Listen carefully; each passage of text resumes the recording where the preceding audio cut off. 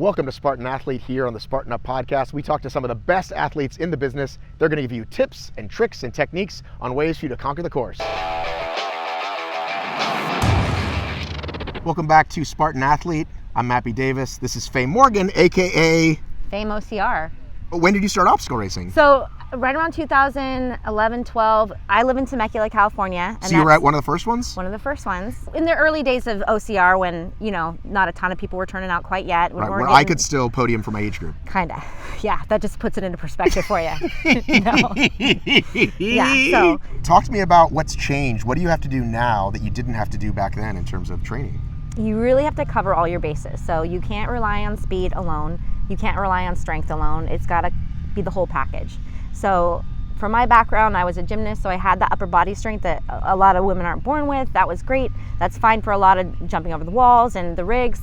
But my big thing is the heavy carries, which I hate doing. Because you're a small person. I'm a small person. Let's talk about the advantages and disadvantages of being a shorter racer.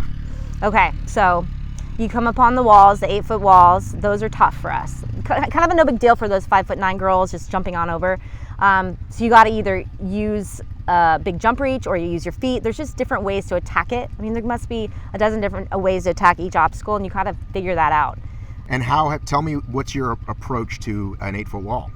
I take a running jump and I push off. I get a good leverage on that little block and then jump up, catch, and I have enough upper body strength to pull up and over. Could you do that again? That was very cool.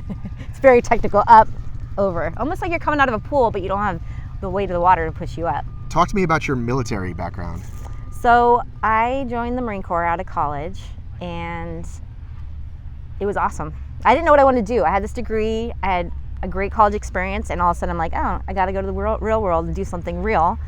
And for me, being able to lead Marines in like real life situations and combat a few times was like, what a better way to build your resume. So for me, it was an awesome experience. And you have how many children? 4. Talk to me about time to train, time to feed those kids, time to have time to yourself. Yeah. Time for your husband. Right, that too. It's a lot of time management. So wake up in the morning, get the big kids off to school. I've got a 3-year-old daughter who goes to preschool twice a week, but she'll come to the gym with me. I've got a great childcare situation at the gym, so I can get training done then. I got a great at-home gym situation as well, so I can do some training at home while she's there hanging out, playing right alongside me. And I just make it work with my husband. He's a big-time skier, and he likes to hunt, so he gets to do his stuff, and then I get to do mine. This last weekend, he skied for 4 days in Mammoth, and I'm here for 4 days in Jacksonville, so we just kind of make it work, and it does. What would you suggest to someone who says, I really want to train, but I can't commit to that kind of schedule. I just can't make the time like that?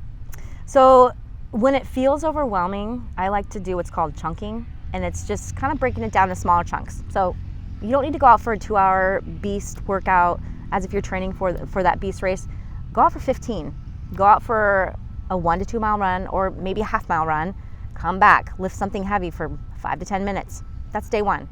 Day 2, maybe add on a little bit. Say, hey, I did that day 1, I'm gonna add on a little bit on day 2, and just build. It's all about just building and break it into chunks. It gets overwhelming when we have this big picture of what we need to accomplish, but just break it down to those smaller pieces and you can do anything.